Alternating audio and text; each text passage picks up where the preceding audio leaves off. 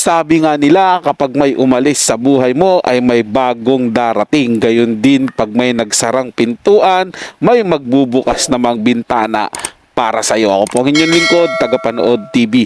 At isang mabiyayang araw po sa ating lahat. Welcome back po dito sa ating YouTube channel at Facebook page. Panibagong araw, panibagong reaction video po ulit tayo mga tagapanood. At ang balitang gagawa natin ng reaction video ay de las Alas, pinakyaw ang mga paninda ng nanay ni Carlos Yulo na si Angelica Yulo. Yan po'y galing sa channel ni Showbiz Trend Update. Nasa description po yung link ng kanyang channel. Bisitahin po at pakisuportahan na rin. Kaya wag na nating patagalin to. Simulan na po natin ang ating reaction video sa araw na to mga tagapanood.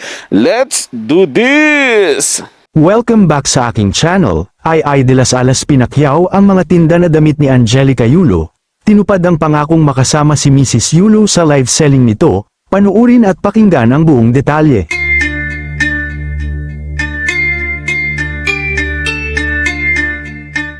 Maraming ang humanga ng mga netizens kay comedy queen Ay de las Alas dahil sa pagbisita nito at pagtulong kay Mrs. Angelica Yulo. Tinupad kasi ng comedy queen ang kanyang pangako na bibisitahin ang ina ng two-time Olympic gold medalist na si Carlos Yulo na si Angelica Yulo noong ika-15 ng Oktubre 2024. Sa isang karaoke bar sa Malate, Manila, nagsimulang magbenta sina Ay at Angelica para mag-alok ng ilang damit sa kanilang followers. Lumahok din sa live selling ang mga internet personalities tulad nina Direk Daryl Yap at Boss Toyo at bumili rin ng ilang items kay Angelica. Sa kanilang pagkikita, mabilis na ipinakita nina Ay at Angelica ang paghanga sa isa't isa. Inimbitahan din ng komedyante si Angelica na maging featured guest ng The Clash, agad-agad na mapapanood sa official Facebook page ni Ay. Sa kalagitnaan ng event, dumating din si Mark Andrew Yulo at kumanta kasama si Ay, na talagang tuwang-tuwa din nang makita ang comedy queen. Tinanong din ni Ay si Angelica kung nagpadala na si Carlos ng kanyang mga pagbati para sa kaarawan ng kanyang ama.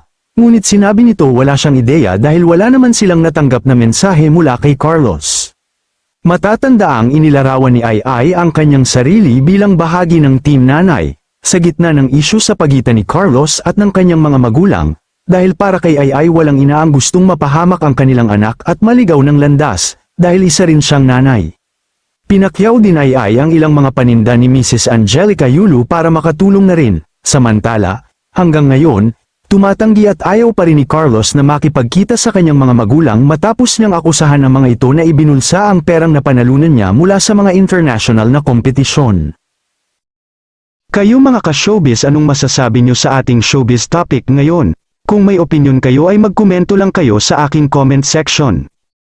At syempre kung bago pa lang kayo sa aking channel ay mag-subscribe na kayo para lagi kayong updated sa mga showbiz trends na ina-upload ko. Maraming salamat po. Saludo po ako sa iyo, tanging ina ay de las Alas. So napakagaling na artista po nito, napakahusay na komedyante at in fact mga tagapanood, talagang ano ko to, iniidolo ko talaga si Ay de las Alas. Mga pelikula niya, yung Tanging Ina sequel na yun mula umpisa hanggang nung huling sequel, pinanood ko po yun mga tagapanood. Ganun ko po ka-idol yan si Ay de las Alas, kaya sumasaludo po sa kanya, to the rescue agad kung di ba mga tagapanood.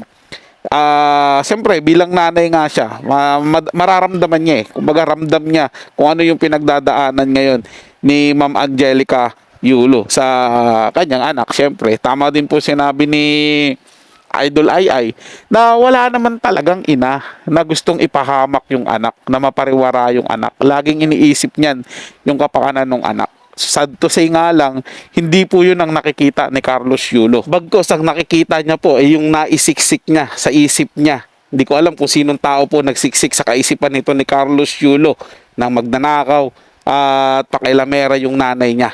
In fact mga tagapanood, gaya po ng sinabi ni Ay de las Alas, walang ina na iniisip na mapariwara o magkaroon ng masamang buhay yung anak nila. Ang gusto lang ng ina, lahat mapabuti sila, magkaroon ng maayos na buhay. Ganun po yung nanay. Minsan nga po, kakainin na lang nila, ibibigay pa nila sa anak nila. Ganun po yung pagmamahal ng ina. Kaya maling-mali po yung paniniwala ni Carlos Yulo. Darating ang araw mga tagapanood, magiging ama rin siya magiging ina si Chloe San Jose o kung sino man magiging asawa ni Carlos Yulo. 'Di ba? Magiging ina yan. Doon po nila mararamdaman kung anong paghihirap ang ginawa ng mga nanay nila. Kung mga tagapanood kung may pakiramdam po sila. At talagang magiging ama at ina rin sila sa magiging anak nila. Kung magiging mabuting anak, ama, doon sa magiging anak nila. Yun po yung tanong dyan, mga tagapanood. At sana, yung ginawa nila sa kanilang mga nanay ay hindi po gawin sa kanila ng magiging anak po nila. So yun lang po mga tagapanood. Nagustuhan nyo po yung ating talakayan sa araw na to. At kung kayo bago lang po na napadaan dito sa ating channel, huwag nyo po sana kalimutan na mag-subscribe. Hit nyo na rin po notification bell para lagi po kayong updated sa mga bago pang video na ating ilalabas. Share, like, and comment din po kayo mga tagapanood. Ating yung babasahin at pupusuan. So hanggang sa muli po, ito yung Tagapanood TV.